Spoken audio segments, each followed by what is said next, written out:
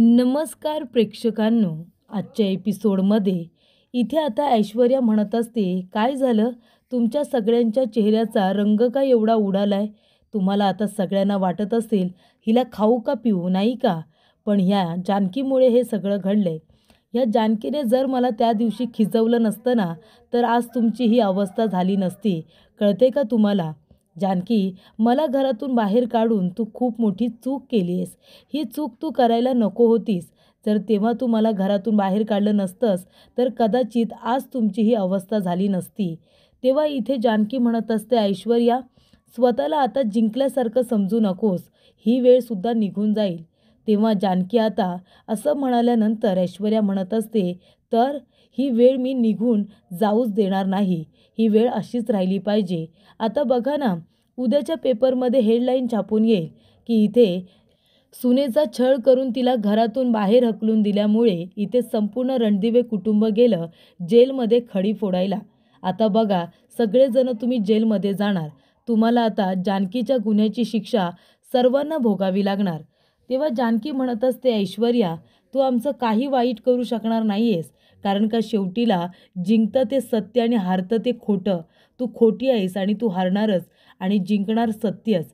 माझ्या कुटुंबाला वाचवण्यासाठी मला काही करावं लागणार ना तरीसुद्धा चालेल. माझ्या कुटुंबाला वाचवण्यासाठी तुला तुरुंगातच काय, तुला सुरुंग लावायला सुद्धा मी मागे पुढे बघणार नाही, असं इथे जानकी आता ऐश्वर्याला म्हणत असते. तेव्हा प्रेक्षकांनो, इथे ऐश्वर्या आता हसत असते आणि म्हणत असते, बघूया कोण जिंकते ते आपल्याला आता पुढच्या केसमध्येच कळेल. तेव्हा इथे जानकी म्हणते, तेव्हाच तर मी तुला म्हणते ना की आत्ताच काही सेलिब्रेट करू नकोस. वेळ अजून निघून गेलेली नाही आहे. आमचीसुद्धा अजून बाजू पुढे यायची आहे आणि मी माझ्या कुटुंबाला वाचवण्यासाठी काहीही करू शकते, असं जानकीने स्पष्टपणे ऐश्वर्याला सांगितलेलं असतं की तुला मी सुरुंग लावायला सुद्धा मागे पुढे बघणार नाही. आणि आत्तापर्यंत जानकीने हे सतत प्रूफ केलेलं आहे की ती आपल्या कुटुंबासाठी काहीही करू शकते. त्यानंतर प्रेक्षकांनो, इथे मास्कमॅन लताला म्हणत असतो की लताबाई, चल आता जीवावरती उदार होऊन मी तुला एक संधी देतो तुझ्या मुलीजवळ बोलण्याची. चल आता मी व्हिडिओ करतोय. तुला तुझ्या मुलीसाठी काही मेसेज द्यायचा असेल तर दे. बोल, तुला काय बोलायचं आहे ते. तेव्हा इकडे माया लताला खुणावते आणि म्हणते, बोल जे काही बोलायचं आहे ते. तेव्हा इथे लता म्हणत असते, जानकी बेटा, अगं कशी आहेस तू? हे बघ, तू माझी काळजी करू नकोस हा. मी एकदम ठीक आहे. मला शोधण्याचा प्रयत्न देखील करू नकोस. इथे येऊ नकोस तू बाळा. हा माणूस खूप वाईट आहे, खूप वाईट आहे, असं लता म्हणत असते. मी एकदम ठीक आहे. तेव्हा इकडे आता मास्कमॅन म्हणत असतो की बास झालं. आता बास झालं, खूप बोलू दिलं मी तुला. आता यापुढे एक शब्दसुद्धा बोलायचा नाही. तेव्हा इकडे लता म्हणत असते, बाबा अरे काय करणार आहेस तू या व्हिडिओचं? तेव्हा मास्कमॅन हसतो आणि म्हणतो, मला जे काही करायचं आहे ते मी करेन. तेव्हा प्रेक्षकांनो, इथे आता लताला आश्चर्य वाटतं की नेमका हा माणूस या व्हिडिओबरोबर करणार तरी काय आहे? माझ्या मुलीला पुन्हा एकदा त्रास देण्याचा प्रयत्न करणार आहे का? असा तिला प्रश्न पडतो. तेव्हा प्रेक्षकांनो, सगळे रणदिवे आता घरी आलेले असतात. सगळेजण बसलेले असतात. सौमित्र, अवंतिका, ऋषिकेश, जानकी, सारंग सगळेच्या सगळे टेन्शनमध्ये असतात. तेव्हा इकडे नाना म्हणत असतात, अरे बाबांनो, नक्की घडलं तरी काय? तेव्हा सौमित्र म्हणतो की नाना, सगळा रिझल्ट आपल्या बाजूनेच होता. पण त्या ऐश्वर्याने तो व्हिडिओ दाखवला आणि संपूर्ण बाजी पलटली. तिच्या बाजूने निकाल लागला. उलट तिने आपल्या विरोधातच आता गुन्हा दाखल केलाय की आपण तिचा छळ करून तिला घरातून बाहेर काढलं म्हणून. आपल्यालाच अडकवलं तिने. तेव्हा इकडे नाना म्हणतात, काय? पण हे सगळं तिने केलं तरी कधी?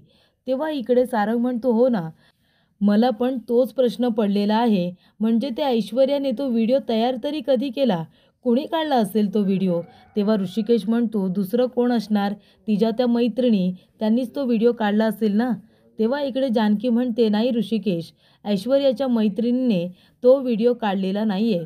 कारण का ते सगळं होण्याच्या आधीच अवंतिकाने तिच्या मैत्रिणींना तिथून जायला सांगितलं होतं. हकलून दिलं होतं अवंतिकाने त्यांना.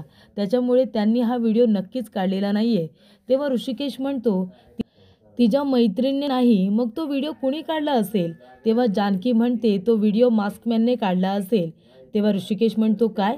तेव्हा जानकी म्हणते हो ऋषिकेश, तो व्हिडिओ मास्कमॅननेच काढला असेल आणि तो घरामधून नाही, खिडकीमधून किंवा दारामधून काढलेला व्हिडिओ आहे.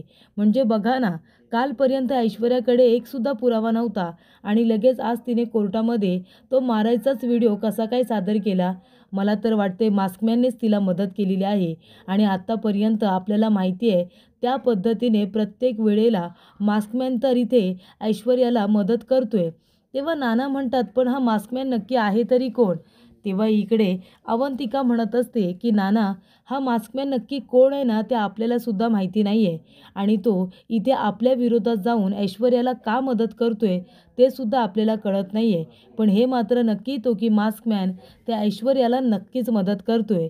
जोपर्यंत आपण त्या मास्कमॅनला बघत नाही, त्याचा चेहरा बघत नाही, तोपर्यंत तो मास्कमॅन आपल्या विरोधात का आहे, आपल्याला त्रास देण्याचा प्रयत्न का करतोय ते आपल्याला कळणार नाही आहे.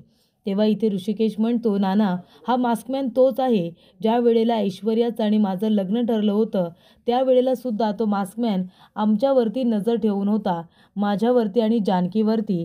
तेव्हा सारंग म्हणतो हो ना नाना, मी सुद्धा त्या मास्कमॅनला बघितलं आहे. तो मास्कमॅन आपल्या घराच्या बाहेर येऊन आपल्या घरावरती सुद्धा नजर ठेवत होता. नक्की हा मास्कमॅन आहे तरी कोण तेच काही कळायला मार्ग नाही आहे.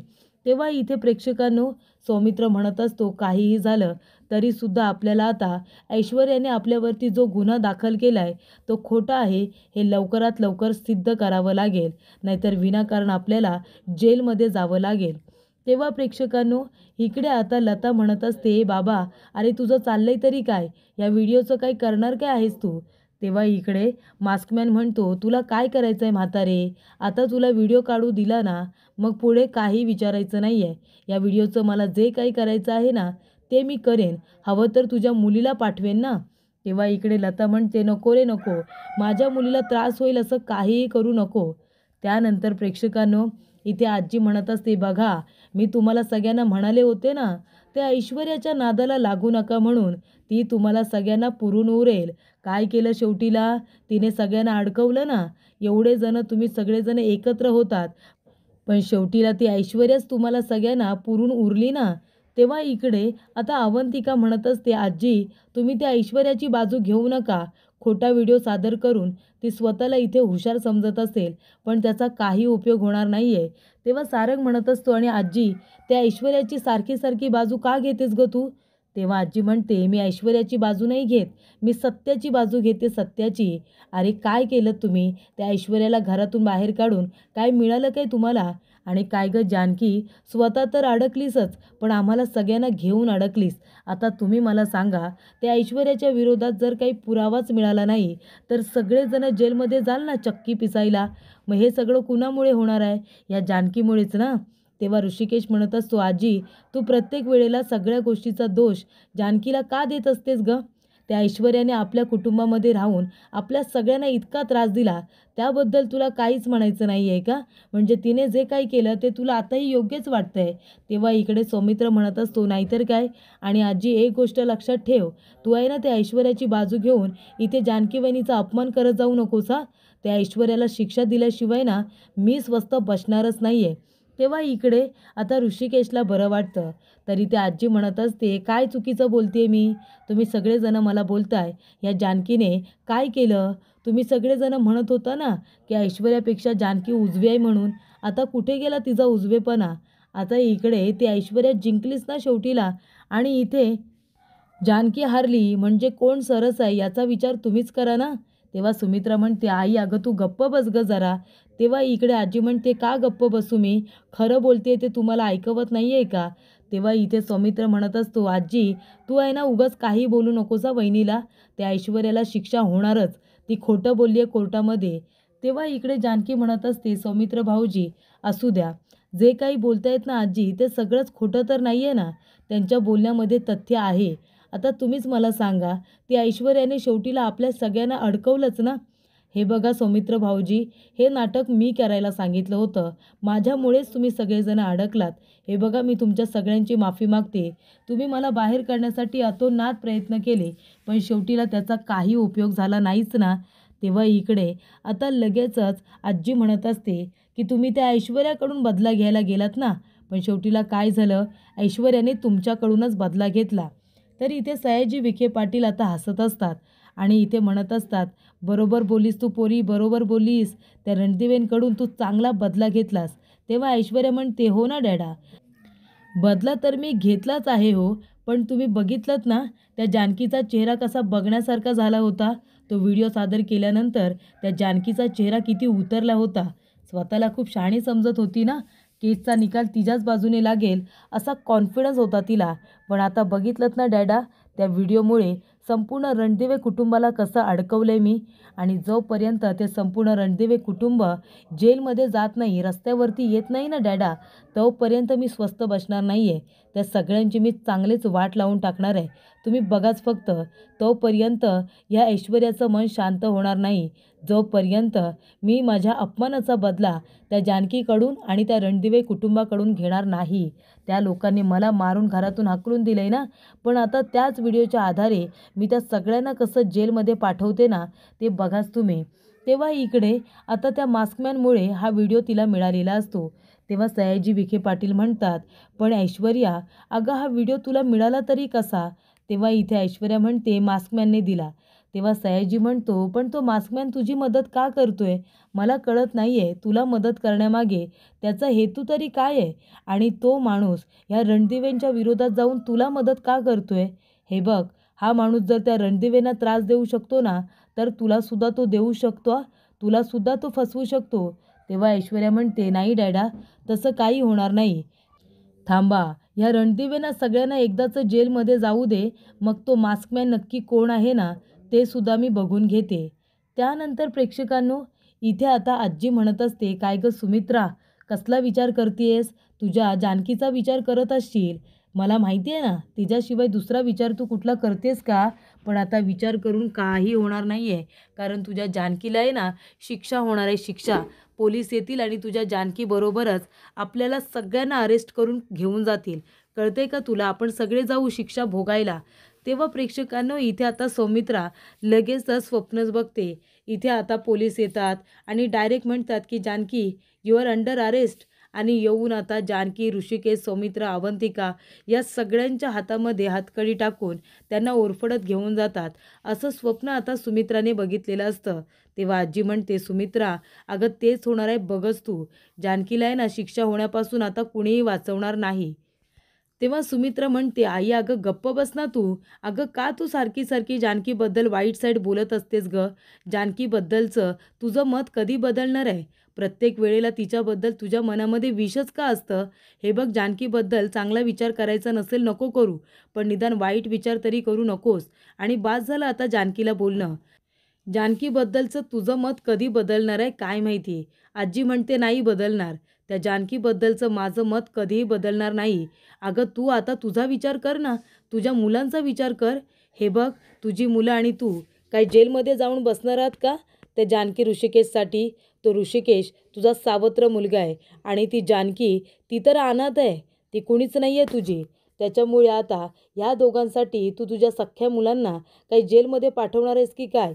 मी सांगते म्हणून तू आता त्या ऐश्वर्याला फोन कर, तिची माफी माग आणि म्हणे, बाई, तुला त्या जानकी ऋषिकेशला अडकवायचं असेल तर अडकव, पण आम्हाला अडकवू नकोस. सगळं खापर त्या जानकी आणि ऋषिकेशवरती टाकून मोकळी हो आणि स्वतः मात्र या सगळ्यातून आता सेफ हो, असं इथे आजी सुमित्राला म्हणत असते. मला सांगायचं होतं ते सांगितलं, ऐकायचं नाहीतर नाही ऐकायचं आता तुझं तू ठरव. त्यानंतर प्रेक्षकांनो, इथे आता जानकी एकटीच आता निवांत बसलेली असते. तेव्हा ऋषिकेश येतो आणि म्हणतो, जानकी अगं कसला विचार करतेस. तेव्हा जानकी म्हणते, ऋषिकेश, विचार करू नाहीतर काय करू तुम्ही सांगा बरं. अहो बघा ना, कोर्टामध्ये जात असताना मला तर वाटत होतं की आपण अर्धी बाजी इथेच जिंकलोय. आपल्याकडे ऐश्वर्याच्या विरोधात इतके महत्त्वाचे पुरावे होते की ते कोर्टामध्ये सादर केल्यानंतर निकाल आपल्याच बाजूने लागेल असं वाटलं होतं मला. पण तसं काहीच नाही झालं ऋषिकेश. तुम्ही बघितलंत ना, अहो सत्य हारायला लागले. मला असं वाटलं होतं असत्यावरती सत्याचा विजय होईल, पण इथे तर आता सत्याचाच पराजय होतोय आणि हे मला मान्य नाही आहे ऋषिकेश. काहीही झालं तरी सत्य हारता कामा नये. तुम्ही बघितलंत ना ऐश्वर्या कोर्टामध्ये कशी बोलत होती. मग आपली बाजू सत्याची असूनसुद्धा काय उपयोग जर ते हरणारच असेल तर. असं जर असत्य जिंकायला लागलं तर सगळ्यांनाच असं वाटेल की आपण कितीही चुका केल्या तरी पण आपण त्याच्यातून बाहेर पडू शकतो. असं होता कामा नये ऋषिकेश. काही झालं तरीसुद्धा सत्याचा पराजय होता कामा नये. माझी अशीच इच्छा आहे की ते ऐश्वर्याला लवकरात लवकर इथे शिक्षा झालीच पाहिजे.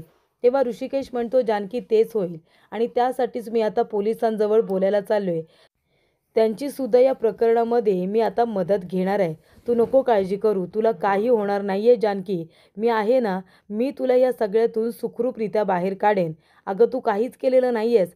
प्रत्येक वेळी या घराचा आणि घरातल्या माणसांचा विचार केला आहेस. ती ऐश्वर्या जाते तुला अडकवायला. तो व्हिडिओसुद्धा तिने कट करून दाखवलेला आहे. आपल्याला त्याचं संपूर्ण फुटेज कुठून मिळेल याचासुद्धा आपण विचार केला पाहिजे. त्यासाठीच मी आता पोलिसांना भेटतो. नक्की ते आपली काय मदत करू शकतात हे मी विचारतो. त्यानंतर प्रेक्षकांनो, इथे आता सुमित्रा बसलेली असते. सुमित्रा म्हणते, नाही नाही, काहीही झालं ना तरीसुद्धा आता त्या ऐश्वर्यावरती मी विश्वास ठेवणार नाही आहे आणि जानकी ऋषिकेशवरती संशय नाही घेणार. आता काहीही झालं तरीसुद्धा जानकी ऋषिकेश या सगळ्यामधून सुखरूपरित्या बाहेर पडलेच पाहिजे. त्या दोघांनी खूप काही सहन केलेलं आहे. तेव्हा इकडे सुमित्रा ऐश्वर्याला फोन करते.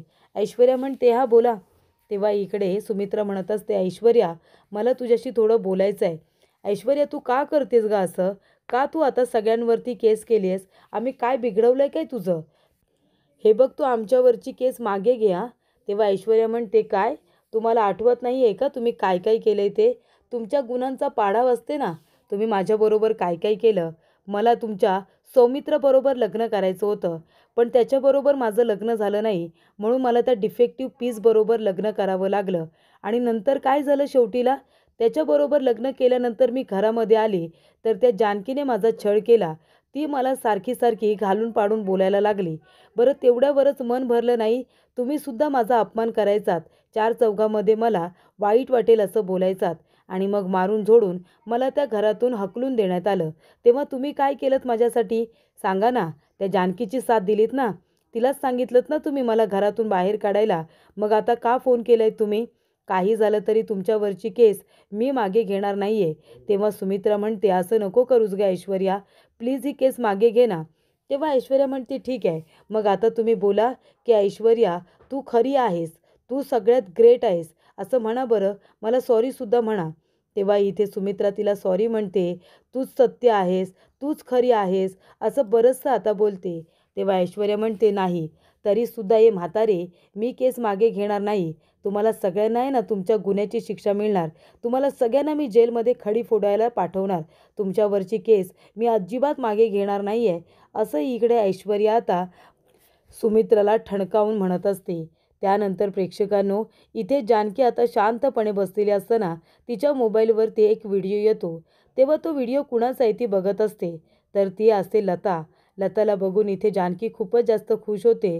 लता म्हणत असते त्या व्हिडिओमध्ये, जानकी बाळा कशी आहेस तू? मी सुद्धा ठीक आहे. तू तुझ्या आईचा शोध घेणं बंद कर बाळा आणि मला शोधत शोधत इथे येऊ नकोस. हा जो माणूस आहे ना माणूस, तो खूप नीच आहे, खूपच जास्त डेंजरस आहे. तो अजिबात इथे येऊ नकोस हा जानकी. माझी शपथ आहे तुला बाळा. तेव्हा प्रेक्षकांनो, जानकीला समजलेलं असतं की लता जिवंत आहे आणि ती मास्कमॅनकडे आहे. कारण शेवटला मास्कमॅनसुद्धा फोन घेतो आणि म्हणतो, जानकी तुझी आई माझ्या ताब्यात आहे आणि मी काही करू शकतो. तुला जर तुझी आई सुखरूप हवी असेल ना तर मागच्या बाजूला यायचं. मंदिराच्या मागच्या बाजूला यायचं. कळलं का तुला? आणि येताना एकटीने यायचं. कुणालाही बरोबर घेऊन यायचं नाही. आणि जर हुशारी केलीस आणि कुणालाही बरोबर घेऊन आलीस ना तर तुझी आई आता तुला जिवंत दिसली. ती तुला जिवंत दिसणार नाही. डायरेक्ट ती ढगात जाईल. कळलं ना तुला? आणि मी हे करूच शकतो तुला माहिती आहे. त्याच्यामुळे मला भेटायला यायचं असेल तर एकटीने यायचं, बरोबर कुणालाही घेऊन यायचं नाही असं इकडे मास्कमॅनने जानकीला सांगितलेलं असतं. तेव्हा प्रेक्षकांनो, जानकीला खूप मोठा धक्का बसतो. तर पुढील भागामध्ये आपण बघूया. इथे आता सौमित्र म्हणत असतो की हे बघा साहेब, त्या मास्कमॅनने आहे ना जानकीला धमकी दिली आणि त्याचबरोबर इथे ऐश्वर्याने सुद्धा आमच्यावरती खोटा गुन्हा दाखल केला आहे. तेव्हा तुमच्या मदतीची आम्हाला गरज आहे.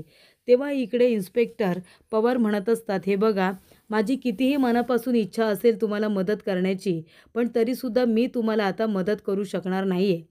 त्यानंतर प्रेक्षकांनो, इथे जानकी म्हणत असते, नक्कीच तुझं या सगळ्याच्या मागे काहीतरी वाईट हेतू आहे. बोल तू बोल. जर मी माझ्या आईला घरी घेऊन गेले तर त्या बदल्यात तुला काय हवंय बोल. माझ्या आईला सोडण्याच्या बदल्यात तुला काय हवंय आमच्याकडून? तेव्हा मास्कमॅन म्हणतो की खरंच देशील का? तुमच्या रणदिवेंच्या घराचे प्रॉपर्टीचे पेपर हवेत मला, असं मास्कमॅन जानकीला म्हणतो.